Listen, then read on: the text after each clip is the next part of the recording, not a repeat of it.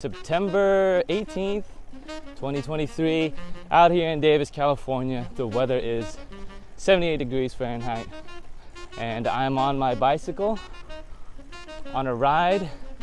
And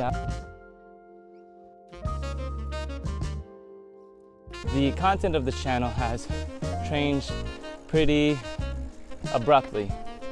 What used to be a natural history and wildlife behavior channel is now becoming an outdoor adventure story channel.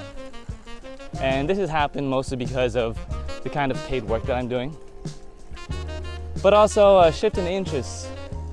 And I see this shift as still part of my grand aim to promote more access of getting out in nature, fostering that relationship with nature, so that way we feel more inclined to get out and protect it.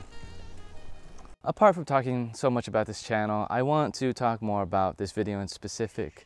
I have a more simpler message, which is I am announcing my participation in this year's Foxy's Fall Century event. This event is a Northern California ride that is 100 miles through and through.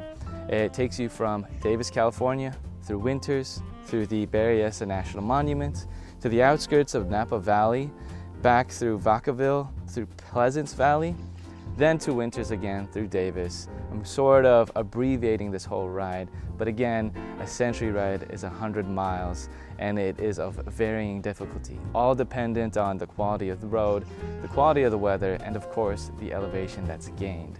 In this ride in particular, I will be doing the 100-mile part of the ride. You could also do, I think, a metric century, which is 62 miles, and then you can also do 31 miles, etc., etc. And along with that mileage, I am also doing 3,400 feet of climbing on my bicycle, my 30-year-old Trek 1500 aluminum frame from 1990s.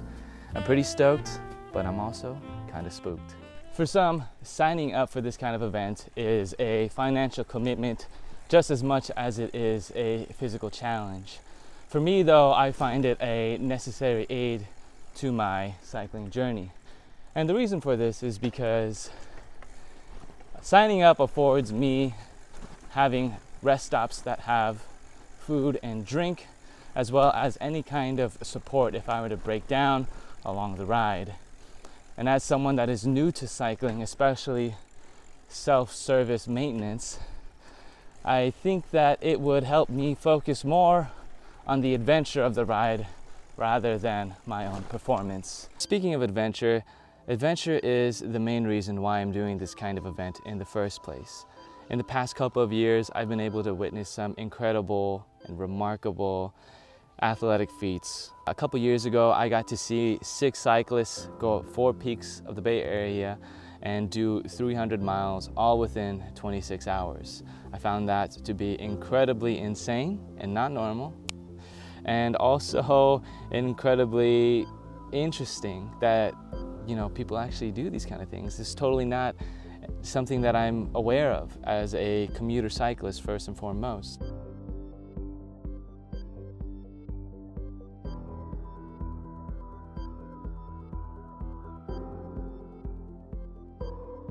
And then there was a second athletic event that really moved me, which was the 2023 Western States Endurance Race, which is a 100-mile marathon between Tahoe, actually Olympic Valley to be more specific, and Auburn, California.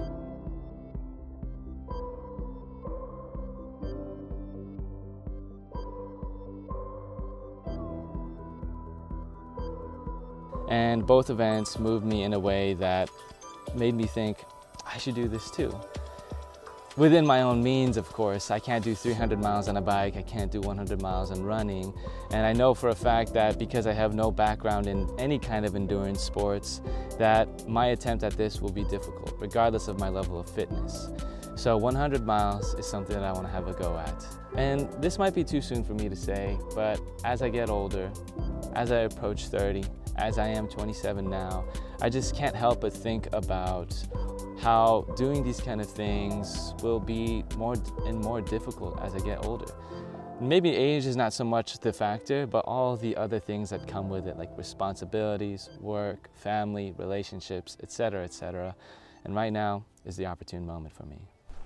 So this will most likely be the most physically demanding activity I've ever put myself through, especially willingly. And it is quite a daunting task for sure. And at times I think to myself, this is kind of crazy. Then I get stressed out. But I've done a few things to help mitigate that stress and anxiety that I feel. And those are largely two things. First, it starts the night before. It's all about preparation. I prepare my kit, I prepare the gear, and then I prepare my stomach for a nice large meal of something carb heavy. So I'm talking rice, pasta, noodles, things like that. Nothing too fatty though.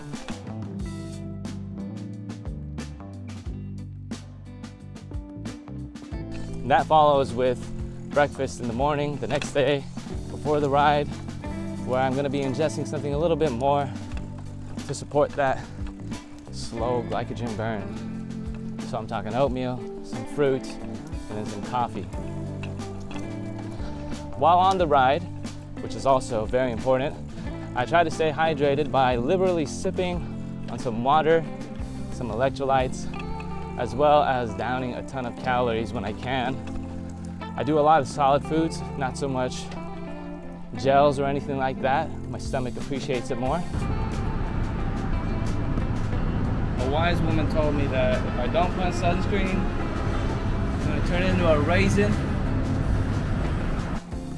And that being said, once I'm done with the ride, done and dusted, I like to continue eating, make up for any calories that I lost on the ride, and then I like to end the day with a nice stretching session. And the reason why you gotta stretch is because it helps with recovery. And that is to say, I do all of these things as a way to approach my recovery in a very positive way, where I'll have more gains at the end of the ride than losses that I can feel immediately.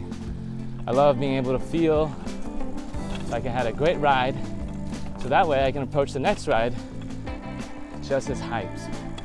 My mindset is in a confident place where I approach every ride knowing what I'll be up against.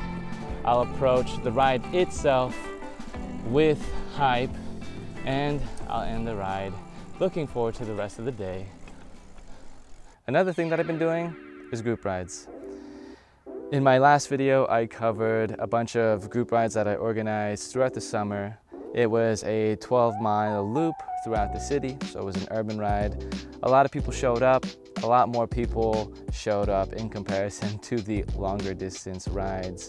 Going further and faster means that numbers tend to dwindle down a little bit for good reason. And it makes approaching these sort of bigger rides a lot less, let's say, enticing, because it means doing it alone most of the times. Thankfully, I have been lucky enough to have friends that are crazy enough to join me on these rides. And I just want to shout out to Matt for riding with me from Folsom to Davis on my first half century, Peter and Paul for pushing me up Canelo on an unintended 56-mile ride, and also Edwin for rowing with me through the Bay Area, starting at Richmond, through Marin, through the Golden Gate into the city proper, and then all the way back via a train ride on a sweet 46-mile ride that most likely is the best ride I've been on so far. But that being said, it's nice to ride with a group because it makes all the distances and the heights that we travel a little less daunting, and especially the sufferfest that is long distance cycling a little less insufferable.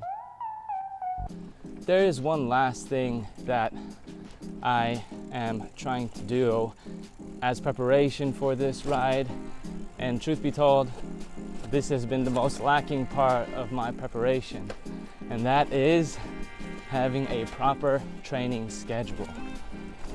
Now, the reason why I haven't done a proper training routine is because I just simply don't have the time nor the energy to, or at least that's my excuse for now. I will most likely have to adjust my work schedule as well as sacrifice some usual daily activities that I do just to be able to prepare for this ride. But with it being about a month away, it's pretty necessary to start now. That way I can prevent any serious physical injury. Now, I usually cycle mostly for the adventure and the endearment of the recreation rather than the attacking and endurance efforts that is racing.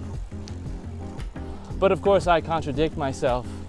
I have signed up for this ride and this is a largely endurance effort. So as an unseasoned rider, I find it absolutely necessary to have a training schedule, even if it's a small block in comparison to the major effort that it is. That being said, I'd like to extend to you an invitation on these training rides that I'm putting together. Here is a brief overview of how these training rides are going to look like, and of course I'll leave a link down in the description for your convenience. I'll be doing these rides starting September 26th, ending on October 18th, and I will be doing them on Tuesdays and Saturdays early in the morning. So there'll be a mix of flat long distance rides as well as climbing long distance rides. The degree of difficulty will vary. All that said and done, I hope that we'll get to ride together so that way we can have a little bit of a chat, share a few stories, get our heart racing. And if you do decide to come out and ride with me, please send me a direct message via Instagram, or you can leave a comment down below. If you made it this far in the video, I'd like to say that I appreciate and thank you. It would mean a lot for me if you were to subscribe to my channel and like this video, because it'll help make more visible the work I'm doing, the message I'm trying to spread to get people out in the wild and start fostering that relationship with nature. That being said, get on a bike, go fast, go far, have fun, get out in the wild.